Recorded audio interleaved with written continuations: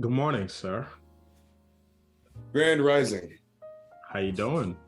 No, women hate that now. Grand Rising. No shirt today, huh?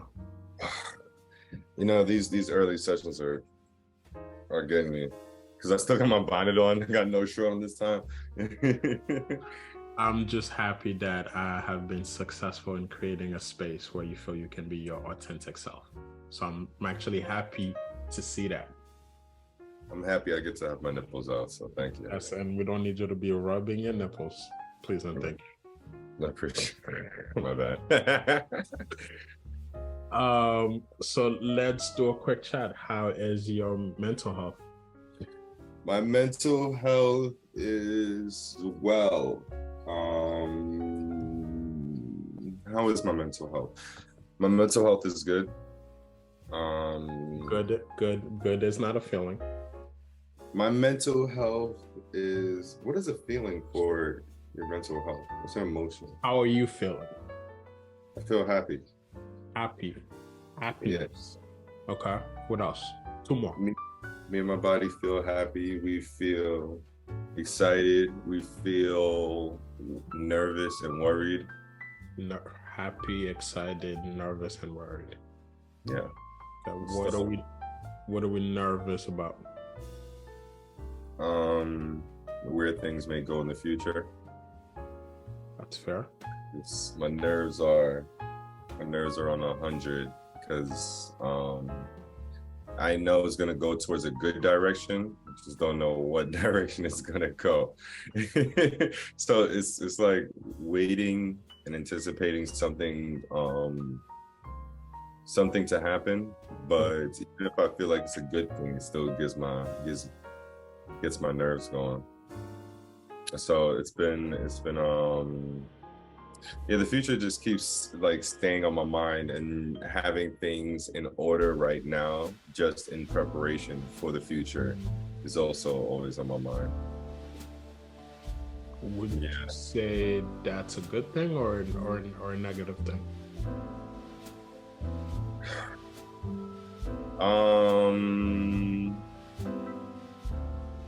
I guess it could be good in certain situations, and it could be what's that word?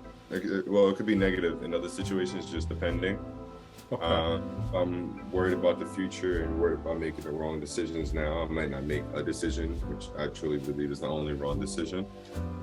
So, yeah,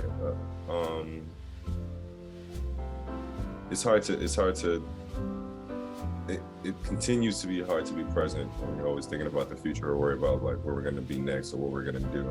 Currently also looking into like moving into a new apartment. And with doing that, I still have like things from my old house on like my credit score and stuff like that. So even though that has been stepped away from, I still have it on my credit score. But basically, I'm saying that to say that I have a reminder, I guess, of like what was happening in New York. And even when moving forward, like I got reminded of like my past or what was happening in New York. And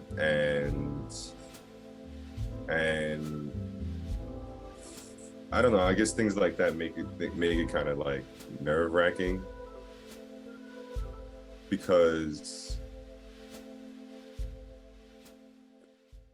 I'm trying to separate myself from that past, and I'm trying to move on to like this different future while also preparing for that future in my present.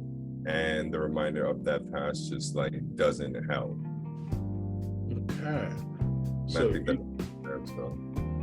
So you said that you're trying to separate yourself from the past and move on into the future. What does separation mean to you, especially if you're separating from your past? What does that mean to you? In this specific situation, it's kind of like cutting off a cancer, right? It's cutting off something that's toxically connected to you. So it can't be damaging anymore in the future. Okay. But So do we ever move on from that, or do we always run the risk of experiencing that again, or being hyper vigilant that it may return? I think that in this situation, I move on from it, and depends on, like, certain situations you can end up back in. But in this one, I can move on from it because it was so toxic and cancerous. This one is going to happen again, but while cutting something off from me that might not be helpful for me, and then moving on to this new future, and then something from that toxic past still being like brought back up, even as I'm trying to like move on to another space, it can be nerve-wracking. Definitely. Do you feel like that's a human reaction? Yes. Are you punishing yourself for being impacted by your past? No. Do you welcome it? My punishment? No. Your past. When it triggers you, when it leads to some form of anxiety. Yeah, I use it as a source, like to fuel me to not be there anymore, as a source to like move, to not be in that space anymore and to move on to better spaces. Yes, I use it in that sense, but I don't use it to punish myself or doubt myself or make things harder for myself in the future. It's just, there are moments where it's annoying, it's nerve-wracking, and even when trying to be in a more pure, non-toxic space, you can still have like a little bit of toxicity that'll come up, or trauma that'll come up from your past that will like basically show its face, but I can't let that dictate my current decisions and my future decisions, as much as it is annoying and as much as it is like just nerve-wracking. Yeah, I would say for you to think of it as baggage, right? Even though you unpack it, you still have the carry-on with you. Yeah. So metaphorically, even though your carry-on might be empty, but the fact that you have a carry-on is just a reminder that you had baggage in this carry-on, right? Doesn't mean that you have to take it with you to the next step, but there are times where you're going to be reminded of it, and that's perfectly okay, because a lot of times that can be a reminder or a cautionary tale to not repeat the exact same experience. Now, my question to you is, when that's happening, do you carry the load alone or do you share it? Well, I've been sharing it. I'll share it with Mila. She knows, well, that's obviously the closest person to me. So she understands and knows what's going on. But yeah, I share it. And before I would definitely hold on to it and, own it as my own and as this weight on my back and stuff like that. But I guess I've changed how I view it. Instead of something that's sitting there holding me back, or this huge weight on my back, I've just taken it as viewing it as a weight and redistributing it and viewing it as energy, and an energy source that I can use as a fuel to like build this fire in myself to always stay charged up and remember that I'll never be back in that position.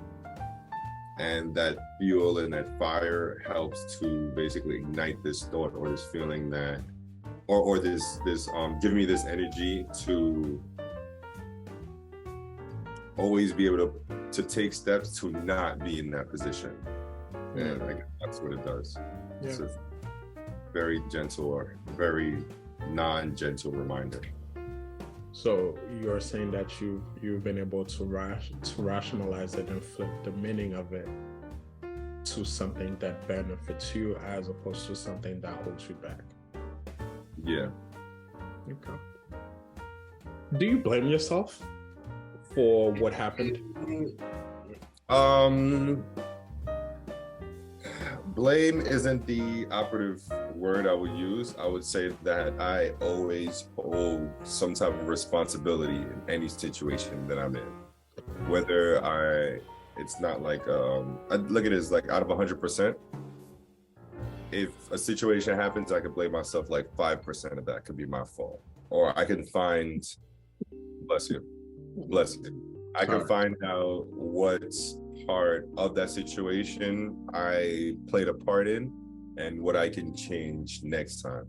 Okay. So I don't necessarily blame myself for that situation, but I did know, and I did say to myself, this is probably going to be a bad idea because I know who like I'm dealing with. But on the other side of it, I was like, hey, I can get a house. Finally have a house before 30. I can have this whole setup or whatever the case is. So I tried to weigh my pros and cons, bless you, and my cons just outweighed my pros. But I just changed my perspective on it. It's something that happened. It was something I was able to accomplish in the grand scheme of like my whole life. I was able to do something that not a lot of people like in my position would be able to do. And it's changing my perspective on things like that. It's even been helpful with depression. So when I experience depression, one of the things that's like the silver lining is after I come out of it, I'm going to be much stronger. Okay. And that's when I went into it. So now when I feel like I'm having this depressive moment, I invite my depression. Let's go, because I can't stop it. So it's like, come on in, depression. Let's start this battle now. Let's get to fighting. I might take some hits, might fall to the floor, but I'm always gonna get back up, and I'm always gonna keep fighting back. And it's always gonna be this battle of time of who can survive longer, me or my depression. Now we've gotten to a point where I feel I have a healthy relationship with my depression. Yeah, and egotistically now I've been saying that my depression gets seasonal Orlando. Hold on, repeat that again? My depression gets seasonal Orlando. Oh my God. Only you. Okay. So now, what are the things that you're more vigilant about with those next steps that you're taking, getting an apartment with your partner? What are the lessons that you have learned from the past that you're applying now? What are the missteps that you're being more cautious of? Not being in trusting myself as usual, and decisions I make about other people. I do give people benefit of the doubt and grace and all those things, but I'm a big supporter of say who you are and show who you are. And I believe them. And I give you I sometimes see it as like a 50-50 mix of saying who you are and actually showing it in your actions. So if you say who you are or whatever, but you don't show it, then it's hard for me to believe what you said, right? Or if you are just doing certain things but you can't like express yourself also, then it's hard for me to really believe. And I feel like for most people, it's hard for people to believe you just by action alone, right? Because we need communication also. So I need both. And when I get both from somebody, when they're saying who they are, scratch that. I actually believe people's actions more than who they say they are. So if you say one thing, but you're acting a different way, I'm going to believe your actions. If you're acting a certain way, but you're not saying anything, I'm going to believe your actions. If you say who you are and you act the same, I'm going to believe you as a whole. So I've been believing people more, and and I've been believing what I see in people more, Okay. and what I not judgmental wise, but how I view people, I've been trusting that more. Okay. So how does that apply to this next step of getting an apartment and Oh, entering? I know who I'm getting this space with. Mm-hmm. I'm trusting this person with this space that we're sharing. And so I've been trusting myself more with who I bring into my space, and who I keep out, like literally and like figuratively.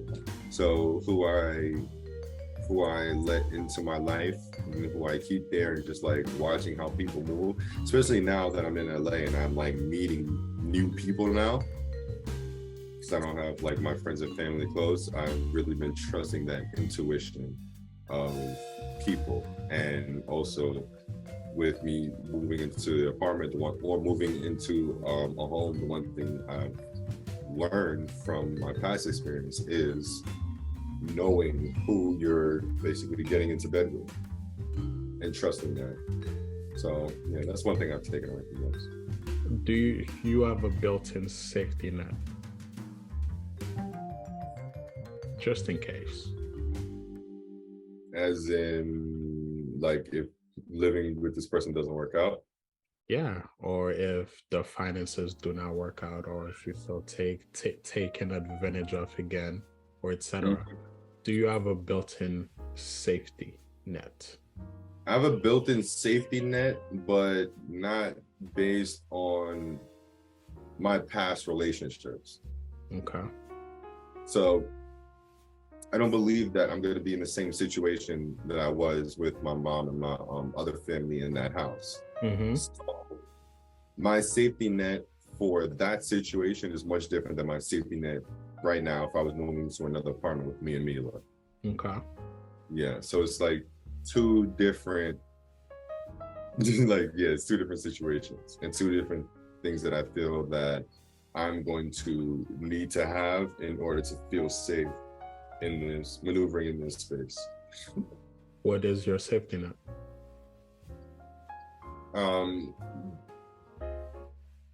What am I being safe from?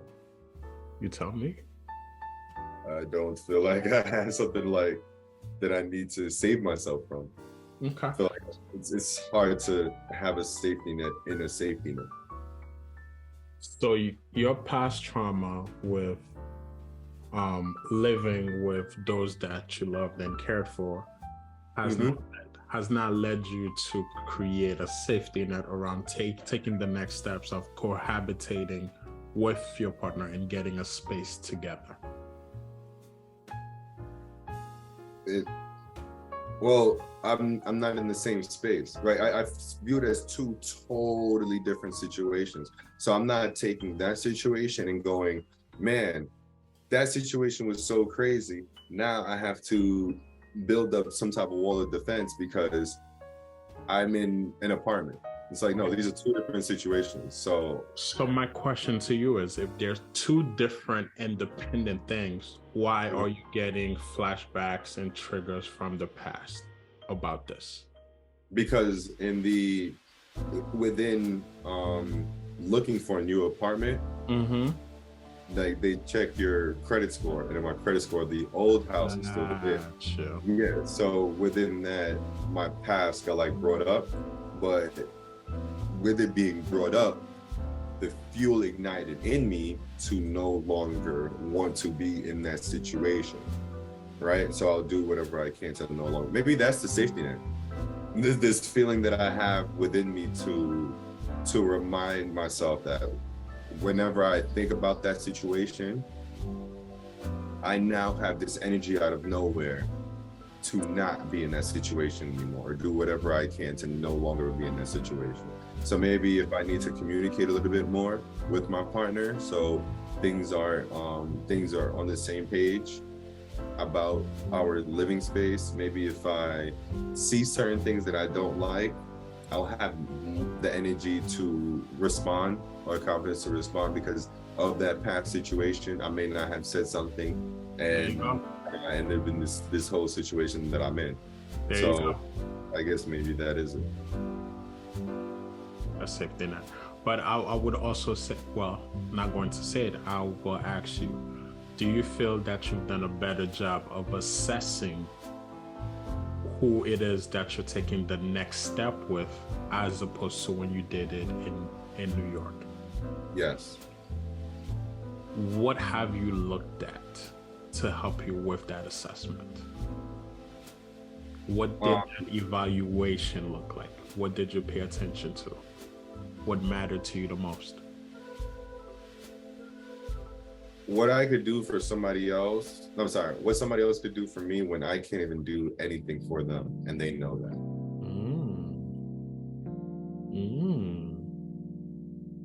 What else?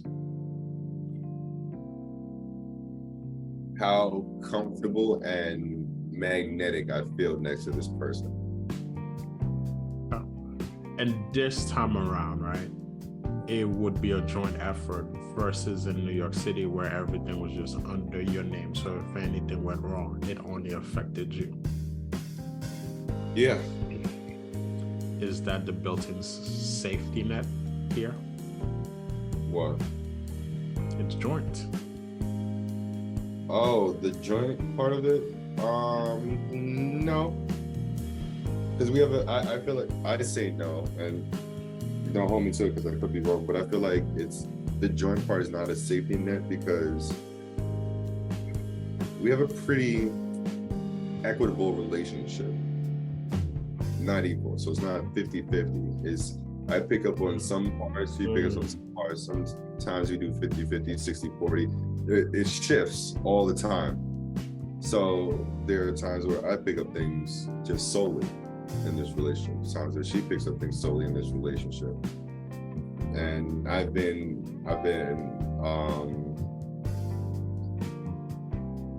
maneuvering with people and realizing that more. So my friends that do things for me with no return in investment, with me not doing anything for them, those are the people I keep around a little bit closer to me, because those people are willing to do it, knowing that there's not anything coming back. That's a friend, or at least my friends. And so there's just certain things that I've just been paying attention to with my partner and my space, my personal space, and I've become better at who I choose to let in this space. Okay. If I may ask you this question, right? If for this situation it was just going to be you on the lease and just your finances being the only one that could be impacted by doing this next step, would you still feel as secure and as comfortable as you feel now? Yes. You sure about that? I mean, now when you say it, I'm not sure about that. Right. So the link between the two is, back in New York City, your finances, your credit, everything that you have attained was utilized for you to purchase a home, but also to benefit the family. With that came a lot of promises from them, right? They're gonna help you pay the rent, they're gonna do their part, and etc. However, since your name was the only one being utilized, any negative consequences will go directly to you. It would not impact them. So therefore, the level of investment was higher on your part versus them. Hence why what took place.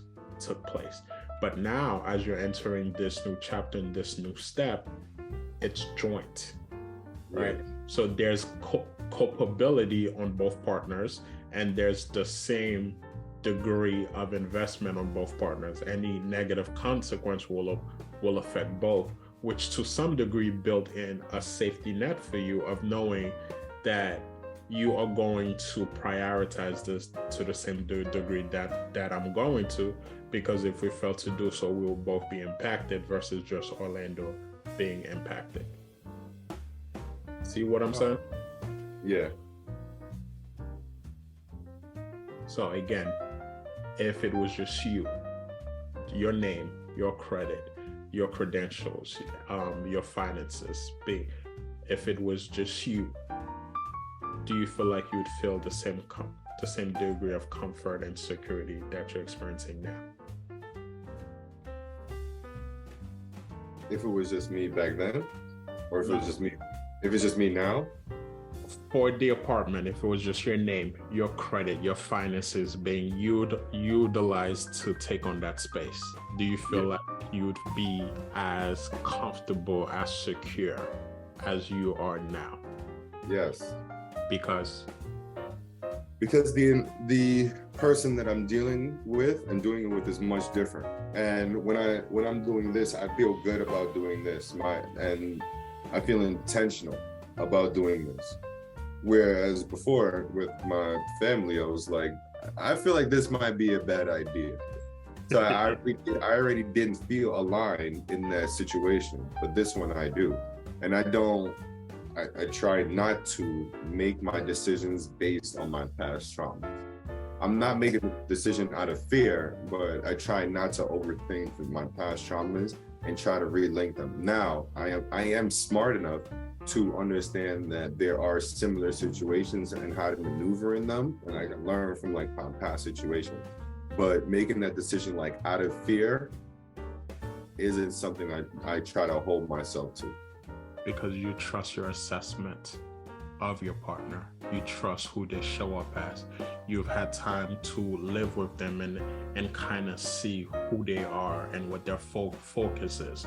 And you trust that. You trust that energy. You trust your feelings and your dedication and commitment to that individual. So therefore, you're correct. Exactly. So she said who she is, and she said who she is, and she's acted on that. And this is a person that I can trust within my space. There you go. And also, like I want to circle back to a bigger issue here, especially in the Black community. Do you feel that often, right, from the people that you know, when young men or when we become professional ourselves, did you feel a certain degree of responsibility to help your family get that house, even though if anything went wrong, it would impact you? Yes. How is it did they influence your decision to move forward, even though you felt that was not the smartest thing to do right now? They didn't necessarily. They played on a part where they didn't play. That's the wrong word. Knowing that it was a goal of mine and presenting as this could be a family house, an investment property, or something in the future is how they swayed me. I'm gonna say that they played on the fact that it was a goal of my own, and my mom knowing that, but they didn't necessarily like play on that. They just presented it to me, and me wanting that also is what made me go ahead and do it. So yeah. Do you think that's a common thing that happens in Black households, where eventually the child who grows up to become a professional who's doing well in life is then looked at to take on responsibilities that are presented as a benefit to the family, but only putting them at risk, as you're currently experiencing? Yeah. I mean, I believe that I truly, I believe it's like slave mentality, where survival is the key. So the point is to help the family survive and stay alive as long as we can, so we can survive like this situation. And so the child needs to help the family for the family to survive. And then when you have a child, that child needs to help you, because we don't have the parents don't have the foundations themselves to help themselves. Did you feel a certain level of pressure or certain level to kind of show your loyalty to your family members by doing this? No, Really? not pressure and loyalty. No. So, well, apart from presenting it as one of your goals that could be materialized, was there anything else stated that could have influenced your decision making? No. So I don't know if it was selfishly, but I went into it because there was a part of it that I can benefit from this. I can get my goal out of this. It's like, I know I should not probably be doing this with my family, but things are set up to where I can get this done. Yeah. Just to quickly self-disclose, and as you're speaking on this is bringing up my own experience as an immigrant, as someone that's not from here, just like you, as a Black man who eventually started their career and became a professional and really worked on their finances and their credit. I was presented two occasions by my family where they wanted me to co-sign for a house, right? Knowing that was not the best thing to do for me, because that ties me to this house. And when it's time for me to buy my own house or lease certain things or finance certain things, my credit would have been impacted by that, right? And also reminding me, do I trust these individuals for the next 30 years? Yeah. All right. I experienced a lot of guilt because I said no twice. Right. And I was consistently reminded of that. We're not getting a house because of you. Our payments will be higher because of you.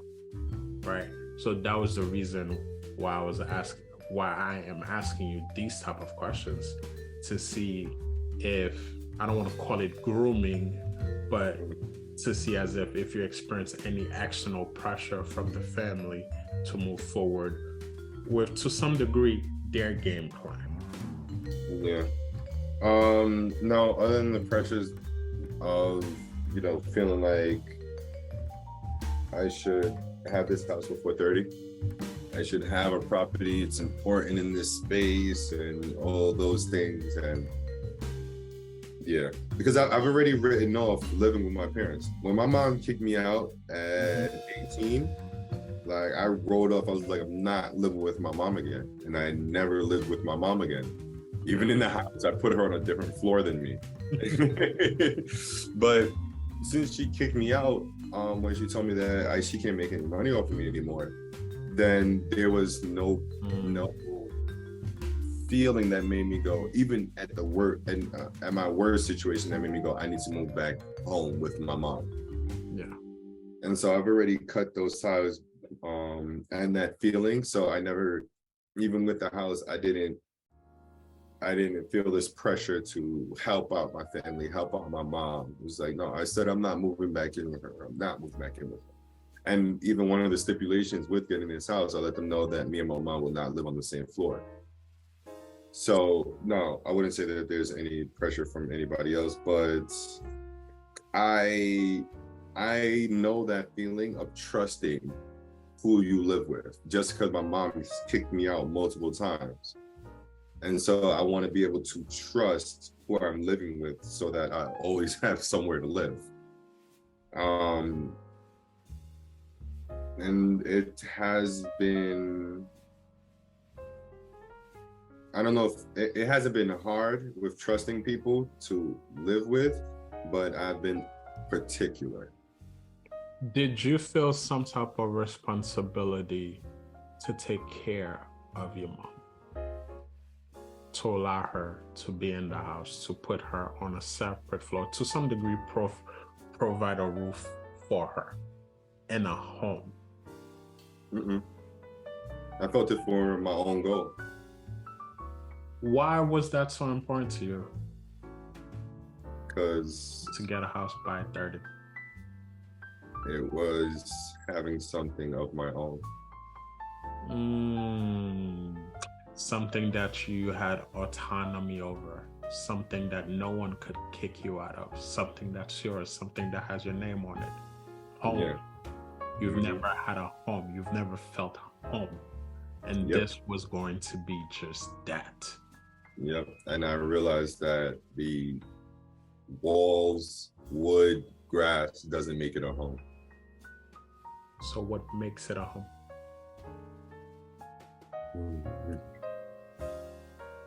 This is obviously just who you have in a building, who you have with you in a building. Because even in this house with my mom, with my family there, and these four walls, I still didn't even feel like I can call it a home. And just growing up with my mom, growing up in a space just with my mom, and even remembering those moments where I would want to go back home or go by a friend's house, and coming to school every day and just telling my friends like, my mom is such a bitch, and getting in fights like every day is so when I would go home and I'd feel great, I'd have a great day, hop in my Mustang, drive, pull up to the crib, look at that house, and just sit in the car for like 3, 5, 10, 15, half an hour, just sitting there, just looking at the house, just going on my phone because I'm just taking my time because I'm in no rush to go back inside. And when I come home to Mila, I'd be fucking running to the door just to lay up next to her. Was there anyone in that household that cared for you? That showed that they cared for you? I think everybody in that house cared for me at a certain point where they chose to. I think everybody cares for themselves first and more, without being considerate of others. So that's kind of hard to live with. Where now I'm in a house where, I'm being considered. I'm being thought of. Did a part of you at some point try to compensate for the lack of love or the lack of care you were experiencing by taking care of them, showing them love and seeking them out?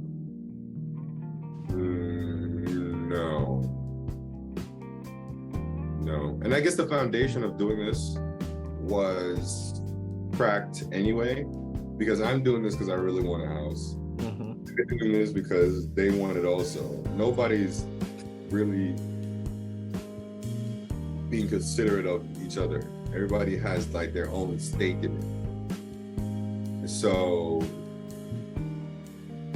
it wouldn't have worked anyway, because everybody's for themselves. Gotcha. So that's the part where I play in that, right? That's the accountability, or I guess blame, that I would give myself. That I went into this with my own sole objective, just like everybody else. So because I didn't have a certain attachment to a home, attachment to like getting some property, I got that. And I got nothing else. I didn't get a home. I didn't get love. I didn't get peace. I just got the property that I wanted. And you will always get exactly what you asked for, and only that. It was a goal achieved. It was a goal achieved. How would you prepare yourself before going into that household? What are the things you would say to yourself? How would you mentally prepare to reunite in that space? I would give myself like things to do before I go back inside. Like what? Like I need to edit, so I need to go inside because I need Wi-Fi. So I would like prep myself with like things to do. Like I need to go inside, I need to eat, go to bed. Like I already know what I'm going to do when I'm going inside, so I don't have to like think about anybody else that's in that house. You attached it to a task. You attached it to goals. That's the only way you could generalize and motivate yourself to go ahead. Yeah. So, yeah, and as you're talking about this, what part of your body feels tensed? you know, it's so funny that you say that because I was just thinking about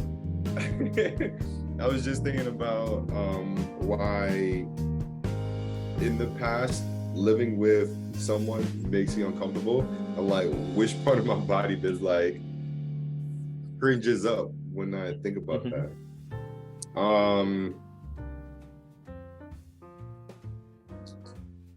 I do feel it in my heart or my chest because I think about how long I've lived with my mom. Think about how long I've lived in like a toxic situation, in a toxic living environment, and how annoying and uncomfortable that is for me.